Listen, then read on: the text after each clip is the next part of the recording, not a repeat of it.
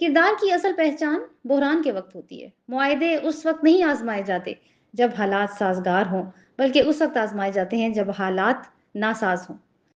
فساد ایک دن میں پیدا نہیں ہوتا، یہ سب سے پہلے اس کا آغاز دل سے ہوتا ہے اور اس کے بعد یہ کھلی سرکشی تک جا پہنچتا ہے۔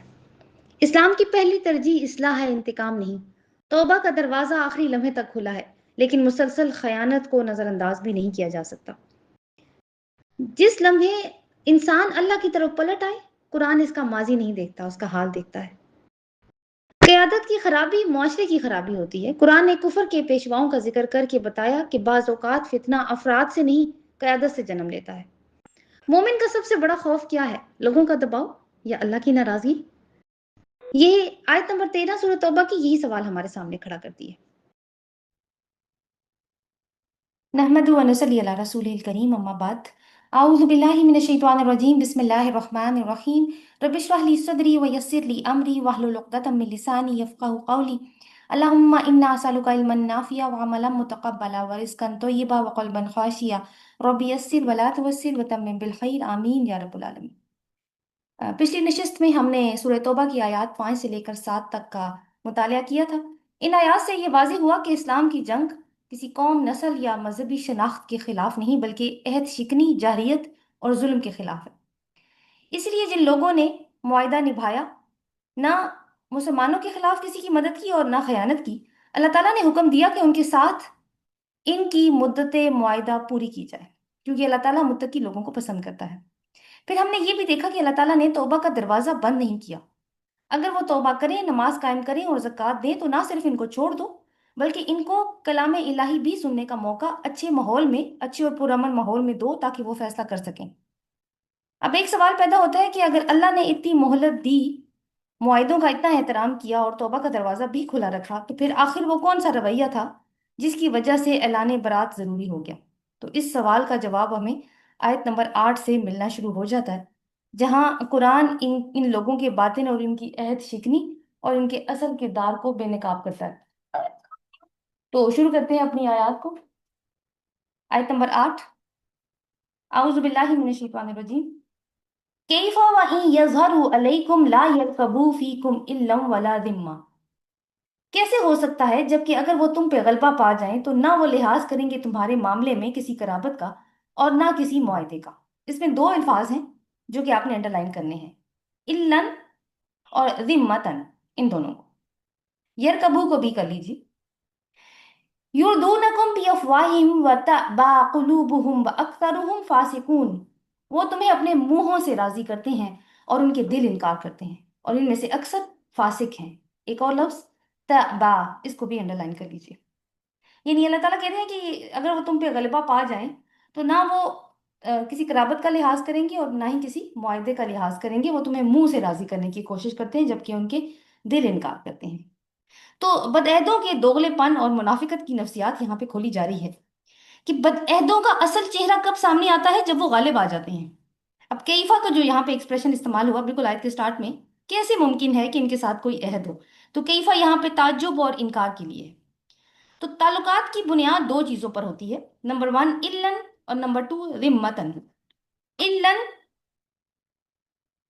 اس کا مطلب بھی عہد ہے، لیکن کیسا؟ کہ جو رحمی رشتوں، قرابت اور پڑوس کے رشتوں میں ہو، یعنی معاشرتی یا سوشل کمٹمنٹ اس کو ہم کہہ سکتے ہیں۔ اور دوسری بات ہے ذمتن، یعنی وہ ذمہ داری جو دو پارٹیوں کے کسی معاہدے میں شریک ہونے کی وجہ سے ایک دوسرے پر عائد ہوتی ہے۔ پلیز فرق نوٹ کیجیے گا۔ ان کو ہم قانونی معاہدے کہہ سکتے ہیں، سیاسی تعلقات کہہ سکتے ہیں۔ اگر علن سوشل کمٹمنٹ ہے تو ذمتن پولیٹیکل کمٹمنٹ کا نام ہے۔ تو فرمایا جا رہا ہے کہ حدیبیہ کا معاہدہ ٹوٹ جانے کے بعد مسلمانوں تمہیں کوئی تشویش نہیں ہونی چاہیے کہ اب ان کے ساتھ جنگ نہیں ہوگی، کیونکہ یہ اس طرح کے لوگ ہیں جو نہ قرابت کے تعلقات کا لحاظ رکھتے ہیں اور نہ ہی سیاسی ذمہ داریاں نبھانے والے ہیں۔ تو معاہدہ، مسئلہ صرف ایک معاہدے کے ٹوٹنے کا نہیں ہے، ان کا مزاج بن چکا ہے کہ ان کو طاقت ملی تو وہ کسی حد کو نہیں مانیں گے، یعنی وہ صرف زبان سے راضی کرتے ہیں۔ معاہدے کرنے ہوں یا معاہدے رینیو کرنے ہوں، کیونکہ میں نے آپ کو بتایا تھا نا کہ صلح حدیبیہ کا معاہدہ انہوں نے توڑ تو دیا تھا جوش میں آ کے، لیکن بعد میں رینیو کرنے کے لیے ابو سفیان کو بھیجا تھا۔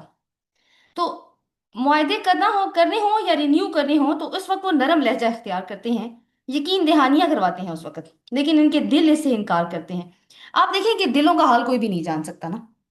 वो कौन जानता है? वो सिर्फ वो जानता है जिसने जो हमारा खालिक है। अब वो इनके दिलों का हाल एक्सपोज कर रहा है यहाँ पर। ताबा का एक लफ्ज था, मैंने आपको कहा था अंडरलाइन करें। मतलब इसका लिखा हुआ है इनकार करते हैं। ये जो लफ्ज है इसका रूट है हमजा बा या अल इबा, इसी से है। इसका मतलब होता है शदीद नागवारी के साथ किसी चीज को कबूल करने से इनकार कर देना। तो ताल्लुकात जो है ना वो दो तरफों की कोशिश से कायम रहते हैं। यर कबू का शायद मैंने आपको मीनिंग नहीं बताया। इसको हम सूरह निसा में वैसे डिटेल में पढ़ा था हमने, रौकबा के तनाजुर में।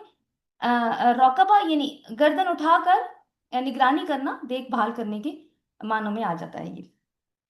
आगे जो अल्लाह ताला ने बात की, वह अक्सर हम फासिकून, और अक्सर इनके फासिक हैं। फिस्क का क्या मतलब है? अमली नाफरमानी। ठीक है। हुक्म अदूली, बदआमाली, हक और इस्लाह के रास्ते से हटा होना, बदआमालियों में घिरा होना।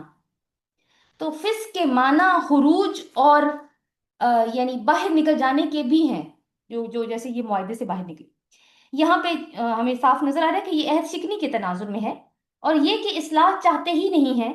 अगर इनको यानी एक बाउंड होता है ना इंसान उसके अंदर, अहद पैमान के अंदर, तो ये लोग झूठे हैं, एलानिया बुराई करते हैं। तो अल्लाह ताला अहद के सिलसिले में हमें पीछे भी देखा कि अल्लाह ताला तो तकवा को पसंद करता है।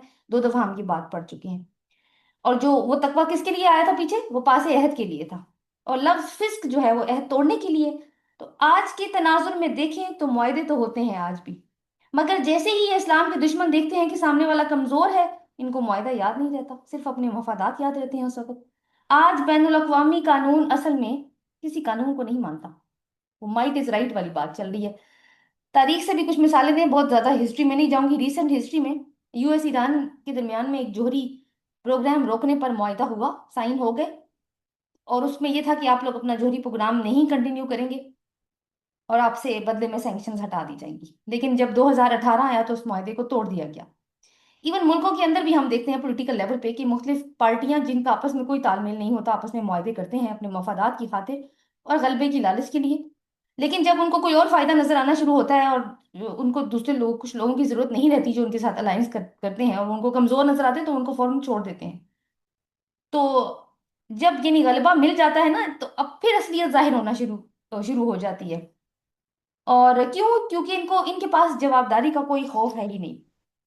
अब देखिए कि इंसान के अंदर फितरी तौर पर ये चीज मौजूद है, यानी एक अर्ज टू डोमिनेट, दूसरों पर गलबा पाने की ख्वाहिश इंसान के अंदर फितरी तौर पे मौजूद है।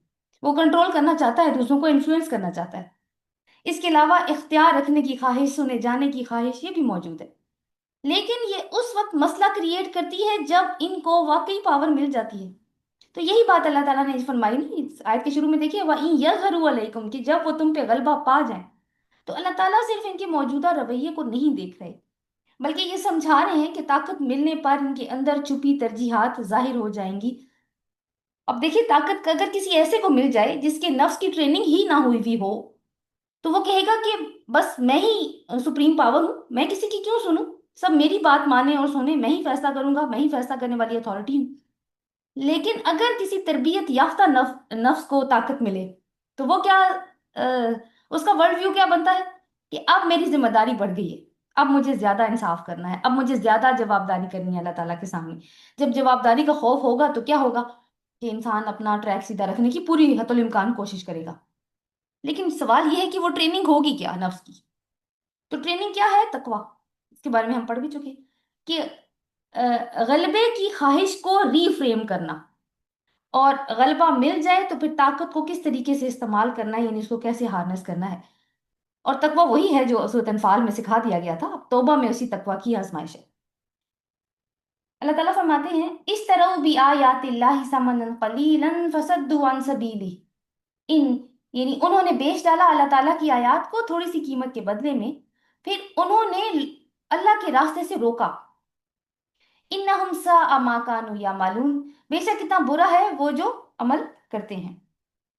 तो यहाँ पे आप देखेंगे, क्योंकि वो एक चीज चल रही है ना कि मुसलमानों को भी तो आमादा किया जा रहा है कि तुमने इनके खिलाफ जंग करनी है, लेकिन थोड़ी सी रिलक्टेंस है मुसलमानों के अंदर भी मौजूद है, और वो اس کی وجوہات بھی ہم نے لاسٹ ٹائم دیکھی بھی تھی کہ رشتہ دار موجود تھے ان کے مکہ کے اندر. تو یہاں پہ یہ ہے کہ جنگ کی مزید ترغیب دی جا رہی ہے، ان کے جرائم گنوائے جا رہے ہیں. پہلے بھی ایک جرم ہم نے پیچھے دیکھا اور اب آگے بھی، کہ یہ عہد اصل میں کیوں توڑتے ہیں، ان کے رویے کی پیچھے وجہ بتائی گئی ہے، اور اب یہ بتا رہے ہیں اللہ تعالیٰ کہ کیوں توڑتے ہیں یہ عہد. کہ ان مشرکین کا جو معاملہ ہے نہ خالق کے ساتھ درست ہے اور نہ ہی مخلوق کے ساتھ درست ہے. تو یعنی ان کے لیے ان کی، اب دیکھیں رسول اللہ صلی اللہ علیہ وسلم ان کے درمیان میں مبعوث ہوئے، ان کے لیے ہدایت اتری، تو اس کو اپنانے کے بجائے ان کو اپنی دنیا کی فکر پڑ گئی. یہ جو لفظ ہے نا اشترو، یہ کافی اہم ہے. اس کا مطلب ہے خریدنا.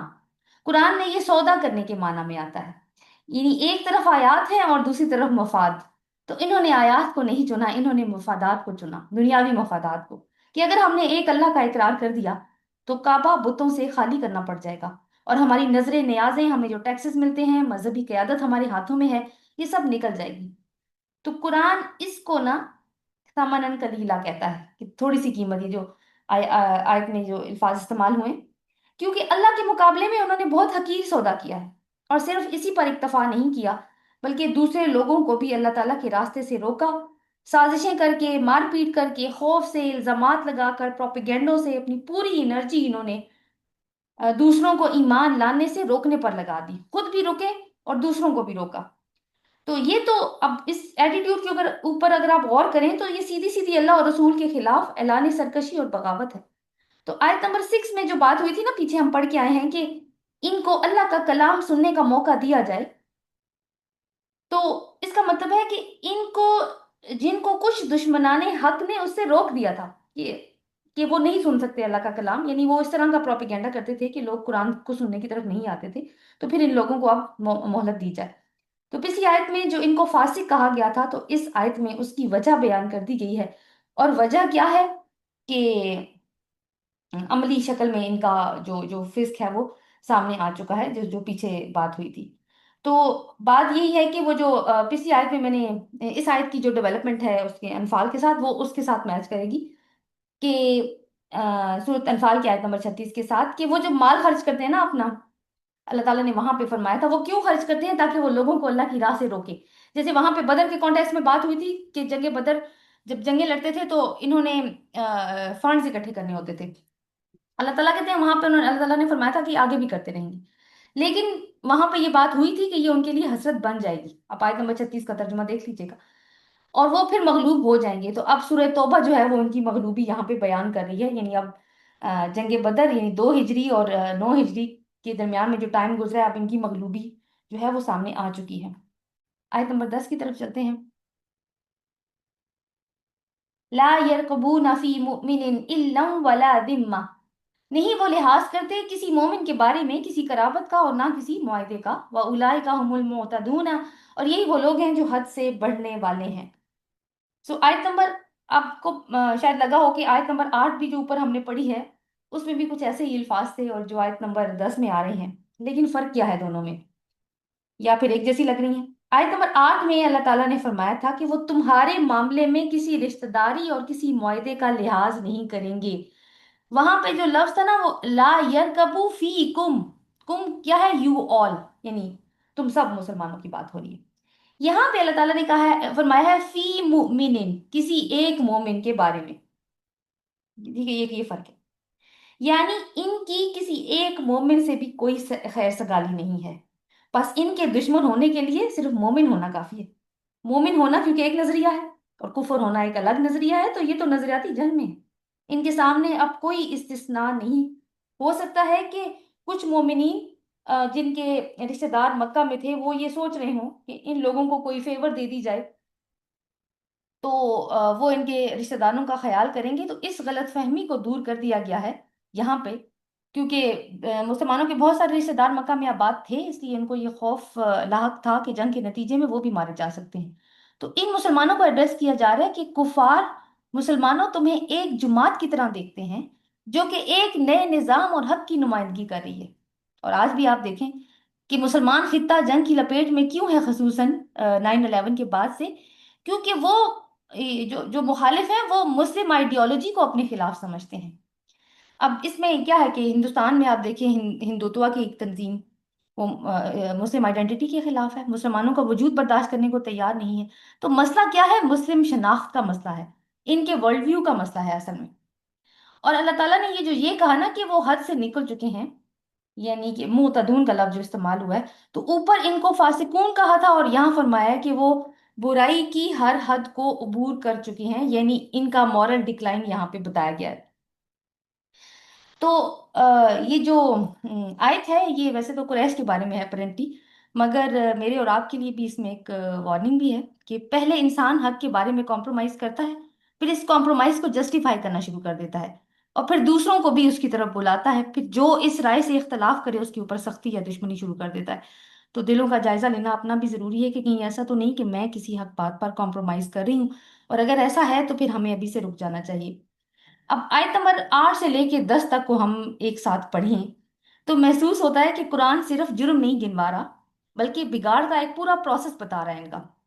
اب دیکھیے کہ 3 مرحلوں میں بات مکمل ہوئی ہے۔ پہلا مرحلہ دیکھیے آیت نمبر 8، آخر میں کیا لفظ استعمال ہوا ہے؟ فاسقون۔ دوسری جو آیت نمبر 9 ہے اس میں جو آخری الفاظ ہیں، پوری آیت کے آخری الفاظ دیکھیے، انہم ساء ما کانوا یعملون، بے شک کتنا برا ہے جو وہ عمل کرتے ہیں۔ اور آیت نمبر 10 کے آخر میں جو لفظ استعمال ہوا ہے وہ معتدون کا لفظ ہے۔ تو پہلا مرحلہ کیا تھا؟ ان کے فسق کا، فاسقون، جہاں دل مکمل طور پر کرپٹ ہو گیا اور بھلائی کے ٹریسز بھی ختم ہو گئے اس کے اندر۔ دوسرے مرحلے میں جب یہ کام ہو گیا تو اگلا مرحلہ کیا آیا؟ ساء ما کانوا یعملون، یعنی وہ بگاڑ اب اعمال میں ظاہر ہو گیا جو دل سے شروع ہوا تھا۔ تو ان کے پاس کیونکہ حق پہنچا، یہ دوسروں کو بھی، خود بھی روکے اور دوسروں کو بھی حق کے راستے سے روکا انہوں نے۔ اور تیسرا جو فائنل مرحلہ ہے وہ معتدون کا ہے، یعنی بالکل ہی حد سے بڑھ گئے، اب کسی حد کو نہیں رک رہے، یعنی نہ اخلاقی قدریں ہیں ان کے پاس اور نہ ہی انسانی قدریں ان کے لیے قابل احترام ہیں، یعنی اللہ کے مقابلے میں اب آ کے کھڑے ہو گئے ہیں۔ تو اس مرحلے پر کے اوپر پہنچ کر اعلان برات ہوا ہے، یہ اچانک نہیں ہوا اعلان برات۔ آگے چلتے ہیں اگلی آیت کی طرف، آیت نمبر 11، فَإِن تَابُوا وَأَقَامُوا الصَّلَاةَ وَآتَوُا الزَّكَاةَ فَإِخْوَانُكُمْ فِي الدِّينِ، پھر اگر وہ توبہ کر لیں اور نماز قائم کریں اور زکوٰۃ ادا کریں تو وہ تمہارے دین میں بھائی ہیں، یعنی وہ پھر تمہارے بھائی ہیں دین میں۔ وَنُفَصِّلُ الْآيَاتِ لِقَوْمٍ يَعْلَمُونَ، اور ہم کھول کھول کر بیان کرتے ہیں آیات کو ان لوگوں کے لیے جو کہ علم رکھتے ہیں۔ اب دیکھ، آپ نے شاید یہ بات فیل کی ہوگی کہ بہت زیادہ سخت آیات آتی ہیں، اس کے بعد پھر اللہ تعالیٰ نرمی دکھاتے ہیں، لیکن ساتھ ہی اس بات کو کہ کس نرمی سے فائدہ مت اٹھانا، ایک دم سے ایکسپریشن بدلتا ہے اور پھر سے سختی والی بات شروع ہوتی ہے اور پھر سے نرمی کی طرف۔ اب آپ دیکھیں کہ پھر سے ایک موقع جو ہمیں نظر آ رہا ہے ان کے لیے آیت نمبر 11 کے اندر، کہ ایک چانس ہو سکتا ہے ان کے لیے کہ جنگ ٹل جائے، اور وہ یہ ہے کہ یہ کفر سے توبہ کریں اور اسلامی شعار کا لحاظ رکھیں۔ کون سے اسلامی شعار کا ذکر آیا یہاں پہ؟ ایک تو توبہ کریں، پھر یعنی کہ صلاۃ، اور پھر زکوٰۃ۔ تو ایسی ہی بات آیت نمبر 5 میں بھی کی گئی تھی، تو یہاں پہ دوبارہ پھر کیوں آئی؟ تو آیت نمبر 5 میں موضوع یہ تھا کہ جیسے ہی وہ اسلام قبول کریں اور اسلامی شعار پر عمل کریں تو ان کو چھوڑ دو، یعنی وہ سزا سے نکل گئے ہیں اور یہ اسلام کا ظاہری قانون ہے۔ لیکن آیت نمبر 11 میں دوبارہ جب نماز اور زکوٰۃ کی بات آئی تو اب فرمایا کہ یہ تمہارے بھائی ہیں، یعنی ان کو اب امت مسلم کا حصہ ہونے کے حقوق حاصل ہوں گے، وہ کوئی سیکنڈ کلاس مسلمان نہیں رہیں گے۔ تو آیت نمبر 5 میں ایک سخت ترین حکم کے بعد توبہ کا دروازہ کھلا رکھا گیا تھا، اور یہاں پہ بھی تو کیا شان رحمت نظر آتی ہے کہ وہ لوگ جو معتدین کے سٹیج پر پہنچ چکے ہیں، جو کہ ہم نے دیکھا کہ فائنل سٹیج تھی لاسٹ ٹائم، وہ بھی اگر توبہ کر لیں تو وہ تمہارے جیسے ہیں مسلمان، یعنی اللہ کی رحمت کا دروازہ بند ہونے میں دیر لگتی ہے، اور بند ہو جائے تو کھلوانے میں توبہ اور اصلاح انسان اسے کام لے تو فوراً کھل بھی جاتا ہے۔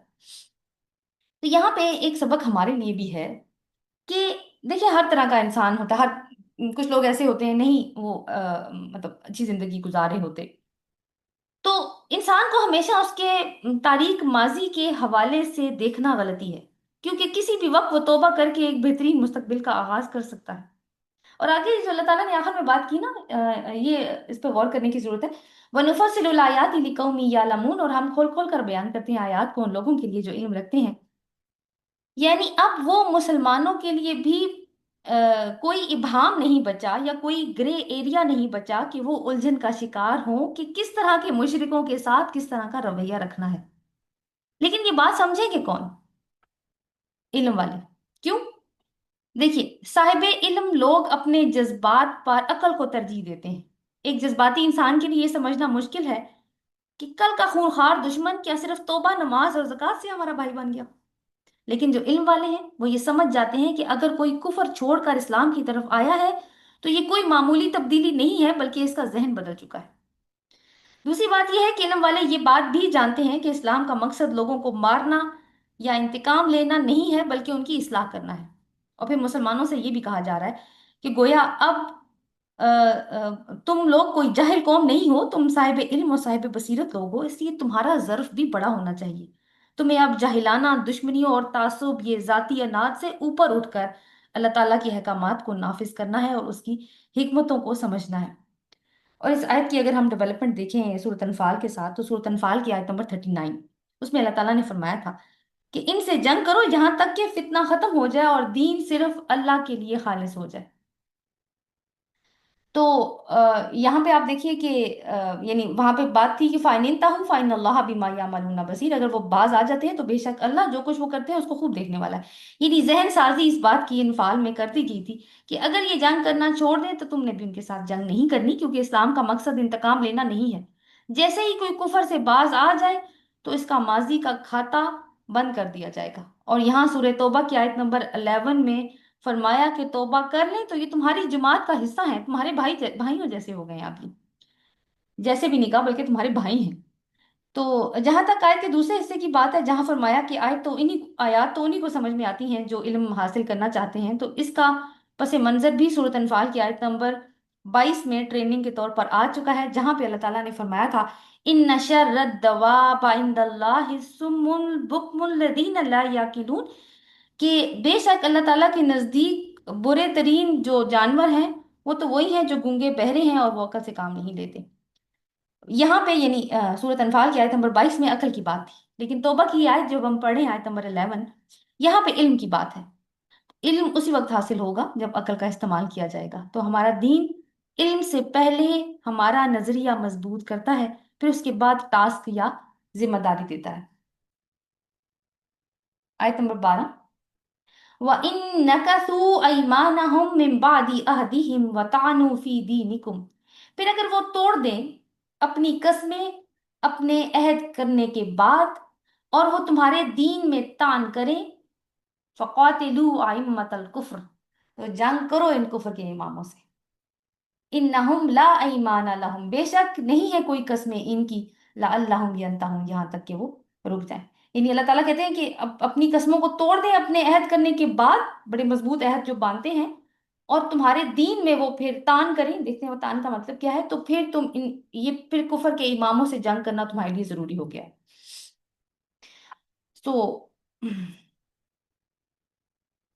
यहाँ पे देखिए कि फिर से सख्ती का अंदाज हमें नजर आ रहा है। एक लफ्ज है नकसू, वो उसको अंडरलाइन कर लीजिए, और तानू को भी। यहाँ पे दो अल्फाज इस्तेमाल हुए हैं, ऐमानहुम और अहदीहिम। इनको भी हम देखेंगे कि क्या फर्क है, क्योंकि ऊपर से तो अहद का लफ्ज आ रहा था।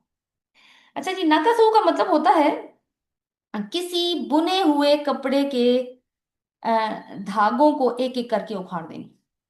यानी ये हर उस चीज के लिए आता है जिसे पहले हटाया जाए फिर खोल दिया जाए या तोड़ दिया जाए। तानू, किसी काम को हकीर समझ कर इसके ऊपर एतराज करना, हालांकि असूलन वो काम दुरुस्त हो और दलील से साबित भी हो। अहद और ईमान में क्या फर्क है? अहद जो होता है ना, वो दो पार्टियों के दरमियान में होने वाली ऑफिशियल ट्रीटी जो तहरीरी शक्ल में हो उसको कहा जाएगा। और ए ईमान, ये ईमान नहीं है, आपने ये बात नोट की होगी, ये ए ईमान है। ए ईमान यमीन से है, या मीम नून समझ लीजिए, सीधे हाथ को कहा जाता है। अरबों में ये रवायत थी कि जब वो किसी मुआहदे को इंतहाई पक्का मुकद्दस और गैर मुतबद्दिल करना चाहते थे तो एक दूसरे का सीधा हाथ थाम कर अल्लाह की कसम खाते थे। ऊपर जो आयात गुजरी है 1 से लेकर 7 तक, वहां तो अहद का लफ्ज आया और यहाँ ईमान का इजाफा किया गया है। जब कुरैश मक्का ने सुलह हुदैबिया का अहद तोड़ा तो उन्होंने ना सिर्फ सियासी एक यानी कागज का टुकड़ा फाड़ा, बल्कि काबा के करीब खाई गई अपनी मुकद्दस कसम भी तोड़ दी उन्होंने। یعنی ایمان کا لفظ استعمال کر کے اللہ تعالیٰ نے ان کی مورل کریڈیبلٹی کو جڑ سے ختم کر دیا ہے، جس پر ان کو بڑا ناز تھا، کیونکہ یہ ان کی روایت تھی، بہت پرانے ٹائم سے چلتی آ رہی تھی، اور یہ اپنے آپ کو بہت روایتوں کا پاسدار کہا کرتے تھے۔ مگر اللہ اور رسول کی دشمنی کے اندر انہوں نے اس چیز کو بھی پامال کر دیا، اس چیز کو بھی توڑ دیا۔ تو اللہ تعالیٰ کہتے ہیں کہ یعنی قریش کے لیڈروں نے اگر عہد توڑا اور اس کو خود پکا کر کے دھاگا دھاگا کر دیا، اس کو حقیر سمجھا، دین کے مشن پر نظریاتی حملے کیے حالانکہ وہ اصولاً درست تھا، تو اب مسلمانوں کوئی وجہ نہیں ہے کہ تم ان کافروں کے اماموں کے ساتھ جنگ کرو۔ یہ جو ایکسپریشن ہے نا، ائمۃ الکفر، اس کو دیکھیے، یہ بہت اہم اور قابل توجہ نقطہ ہے کہ عرب میں کافر اور مشرک تو بہت تھے، مگر یہاں خاص طور پر کفر کے اماموں سے جنگ کرنے کا حکم دیا جا رہا ہے، اور یہ ائمۃ الکفر قریش کے لیڈرز ہیں، وہ کعبہ کے متولی تھے، تمام قبائل کے بتوں کے مجاور بھی تھے۔ یعنی یہاں پہ عام لوگوں کی بات نہیں ہو رہی، یہ لوگ کیا کرتے تھے؟ عوام میں فتنے پھیلاتے تھے، لوگوں کو اسلام کے خلاف بھڑکاتے تھے اور حق کے خلاف مہم جوئی کیا کرتے تھے۔ دوسری طرف سیاسی، معاشرتی اور معاشی لحاظ سے مکہ جو ہے اس کو ام القریٰ کی حیثیت حاصل تھی، اور وہ ان کے زیر تسلط تھا۔ اس وقت اگرچہ کوئی مرکزی حکومت یعنی عرب کے علاقے میں نہیں تھی، نہ کوئی مرکزی دارالحکومت تھا، لیکن خانہ کعبہ کی موجودگی کی وجہ سے اس خطے کو مکہ کا ایک صدر مقام جیسی حیثیت حاصل ہو چکی تھی۔ تو یہ مرکزی شہر جس کو قرآن نے ام القریٰ کہا ہے خود بھی، اس کو ان قریش کے لیڈروں نے شرک کا اڈا بنایا ہوا تھا، اس لیے ان کو شکست دے کر مکہ کو کفر اور شرک کی غلاظت سے پاک نہ کیا جاتا تو پھر عرب کے اندر دین کے غلبے کا تصور ممکن نہیں تھا۔ اسی لیے یہاں پہ فرمایا کہ فقاتلوا ائمۃ الکفر، کہ جنگ کرو ان کفر کے اماموں سے، کہ جب تک کفر کے ان علمبرداروں کا سر نہیں کچلا جائے گا اور ان کے شرک کے مرکزی اڈے کو ختم نہیں کیا جائے گا، اس وقت تک سرزمین عرب میں دین کے مکمل غلبے کی راہ ہموار نہیں ہو سکتی۔ اور پھر آخر میں فرمایا کہ ان کی قسموں کا کوئی اعتبار نہیں ہے، لہٰذا جنگ کرو تاکہ وہ باز آ جائیں۔ یہاں پہ اللہ تعالیٰ نے مسلمانوں کو عقلی سطح پر اپیل کی ہے، جنگ کی، یا پھر ابھارا ہے، کیونکہ وہ مسلمانوں کی جیسے پیچھے بات ہوئی نا، رشتہ داریاں تھیں تو وہ تذبذب کا شکار تھے، مکہ میں رشتہ داریاں تھیں، تذبذب کا شکار تھے کہ جنگ کریں گے تو پھر کیا ہوگا ان کے ساتھ۔ اس آیت کے تناظر میں دیکھیں تو آج کے ائمۃ الکفر کون ہیں؟ بین الاقوامی معاہدات کی خلاف ورزی کرنے والے، یعنی یو این میں جو اگریڈ اپون ہیں، ایون اسلامی فوبیا پھیلانے والے، شاعر اسلام کی توہین کرنے والے، جیسے کہ وہ معاذ اللہ رسول اللہ صلی اللہ علیہ وسلم کے گستاخانہ خاکے بناتے ہیں، یا پھر پردے کے اوپر اس طرح کی باتیں کی جاتی ہیں خواتین کے، یعنی خود بھی اسلام کے دشمن ہیں اور دوسروں کو بھی اس دشمنی میں شامل کرتے ہیں، اسلام کے خلاف ایک نظریاتی جنگ کا حصہ بن چکے ہیں، مسلمانوں کے لیے ایک نیریٹو بلڈنگ کرتے ہیں اسلام کے خلاف۔ آیت نمبر 13 دیکھتے ہیں، الا تقاتلون قوما نکثوا ایمانہم، کیا نہیں تم جنگ کرو گے ایسی قوم سے جنہوں نے اپنی قسمیں توڑ دی، وہموا باخراج الرسول، اور انہوں نے ارادہ کیا رسول کو نکالنے کا، وہم بدؤوہم اول مرہ، اور حالانکہ انہوں نے اس کی ابتدا کی تھی تم سے پہلی مرتبہ، اتخشونہم، کیا تم ان سے ڈرتے ہو، واللہ ہوا حق، تو اللہ زیادہ حقدار ہے، ان کے تخشوہ، تم اس سے ڈرو، ان کنتم مومنین، اگر تم ایمان لانے والے۔ تو اللہ تعالیٰ یہاں پہ کہہ رہے ہیں کہ کیا تم ان کے ساتھ جنگ نہیں کرو گے جنہوں نے نمبر 1 اپنی قسمیں توڑی، نمبر 2 رسول کو وہاں سے نکالا، اور پھر کیا ہے کہ ہمیشہ انہوں نے ہی جنگ کی ابتدا کی۔ اللہ تعالیٰ آخر میں پوچھتے ہیں کیا تم ان سے ڈرتے ہو؟ اس بات کا حقدار تو اللہ ہے کہ اس سے ڈرا جائے، اور سارے مومن جو ہیں وہ تو اللہ ہی سے ڈرتے ہیں۔ تو یہاں پہ بھی مسلمانوں کو جنگ کے لیے ہی ابھارا جا رہا ہے، لیکن پچھلی آیت میں نے آپ کو بتایا تھا کہ عقلی سطح پر اپیل کی جا رہی ہے، یہاں پہ ایموشنل لیول پہ اپیل کی جا رہی ہے۔ یہ جو لفظ ہے نا، جو بالکل جس سے آیت کا آغاز ہو رہا ہے، الا تقاتلون، کیا تم نہیں، یعنی اللہ کا جو لفظ ہے، یہ لفظ سوئے ہوئے جذبات کو جگانے کے لیے آتا ہے کہ مسلمانوں تم کیوں ہچکچاہٹ کا شکار ہو رہے ہو ان سے جنگ کرنے کے لیے، جبکہ ان کا سابقہ ریکارڈ تمہارے سامنے ہے، اپنے عہد یہ پورے نہیں کرتے، یہ وہی لوگ ہیں جنہوں نے تمہارے رسول کو مکہ سے نکال دیا، اور ساتھ باقی کے مومنوں کو بھی، اور جنگوں میں سے کوئی بھی جنگ دیکھ لو ابتدا انہوں نے ہی کی ہے، وہ بدر ہو، احد ہو، احزاب ہو، یا پھر اگلی جنگیں بھی ہوں، تو ایون کہ حدیبیہ کے بعد بنو بکر کا بنو خزاع پر حملہ کرنا ہو تو بنو بکر جو ہے وہ قریش کے حلیف تھے۔ تو ان جرائم، یہ جو جرائم ہیں ان ائمۃ الکفر کے ہیں جن کا پیچھے تذکرہ گزرا۔ तो क्या तुम मुसलमानों इनसे जंग नहीं करोगे? अतखशौनहुम, यानी एक सर्चिंग क्वेश्चन पूछा जा रहा है कि क्या तुम इनसे डरते हो। ये एक नफ्सियाती कोड़ा है जो अल्लाह ताला ने गोया लगाया है यहाँ पे, कि मुसलमानों जरा अपने गरीबानों में झांको, क्या वाकई तुम इनसे डरते हो? ये जो लफ्ज इस्तेमाल हुआ है जिसका तर्जुमा मैं डरना कर रही हूँ, असल में तो ये लफ्ज खशियत है। तखशऊ, खशियत जो होती है ना, ये कोई आम खौफ नहीं होता, बल्कि इससे मुराद रोब होता है। एक एक एक मतलब इसका रोब होता है। खशियत का मतलब एक ये भी होता है कि किसी के इल्म और अजमत की वजह से उसका रोब होना। तो मुसलमानों से अब इसको जरा देखें, लिंक करें कुरैशी मक्का के साथ। पीछे बात हुई कि वो अइम्मतुल कुफर, यानी कुफर के इमाम है, लेकिन क्या है कि काबा के मतवली बने हुए हैं, मुजावर बने हुए हैं, और सारा जो रिलीजियस और पॉलिटिकल जो जितना भी सिनेरियो इन्होंने अपने हाथ में रखा हुआ है। तो मुसलमानों से, और जाहिर है कि दूसरे लोग मरूब होते हैं इस चीज के। तो मुसलमानों से पूछा जा रहा है कि अभी तक तुम कुरैश के रोब में हो, कि इनके पास कोई कुदरत है? ये नहीं, ये वाली बात पूछी जा रही है। तो खिताब तो वैसे आम है, मगर असल बात तो कमजोर ईमान वाले मुसलमानों से हो रही है। ये वही लोग थे जो मुख्तलिफ वजूहात की बिना पर, क्योंकि इनके मक्का में अहलो अयाल मौजूद थे, दोस्त रिश्तेदार थे, पुरानी ताल्लुकदारी थी, तो ये भी एक वजह थी। तो अल्लाह ताला आखिर में कहते हैं कि फल्लाहु अहक्कु अन तख्शौहु इन कुंतुम मोमिनीन, तो अल्लाह ताला इस बात का ज्यादा हकदार है कि तुम उससे डरो। यानी अगर तुम वाकई ईमान का दावा करने वाले हो तो अल्लाह से तुम्हें अपना ताल्लुक वाज़ेह करना होगा, उसके हुक्म को मानकर, ना कि तुम्हें लोगों के ताल्लुकात की फिक्र हो। तो खौफ को खत्म करने के बजाय यहाँ पे अल्लाह ताला ने उसका रुख मोड़ दिया है कि अल्लाह इस चीज का ज्यादा हकदार है, तुम इंसानों से मत डरो। तो यहाँ पे हमें भी आप देखिए कि क्या लेसन मिलता है, कि हमें भी दुनिया, खानदान, सोसाइटी से ज्यादा क्या इस बात की फिक्र नहीं होनी चाहिए कि हम अल्लाह से कितनी खशियत रखते हैं। खुशू की प्रैक्टिस कहाँ पे होती है? नमाज में। तो क्या मेरी नमाज में ये एहसास मौजूद है कि मैं किस हस्ती के सामने खड़ी हूँ? तो खशियत जो है ना, वो खुफिया सच है जो सिर्फ मेरे और मेरे रब के दरमियान में है। अल्लाह ताला हम सबको इस फीलिंग के साथ नमाज पढ़ने और अपनी जिंदगी गुजारने की भी तौफीक अता फरमाए। तो आगे जाके फिर हम अगली आयत में देखेंगे ऑनवर्ड्स, कि फिर अल्लाह ताला बता रहे हैं कि जब जब तुम इनके साथ जंग करोगे तो फिर तुम्हें क्या फायदे हासिल हो सकते हैं। आज का लेसन यहीं तक था। सुबहानक अल्लाहु व बिहम्दिका नशहदु ला इलाहा इल्ला अंता नस्तगफिरुका व नतूबु इलैक। आमीन। अस्सलाम वालेकुम व रहमतुल्लाहि व बरकातुहू।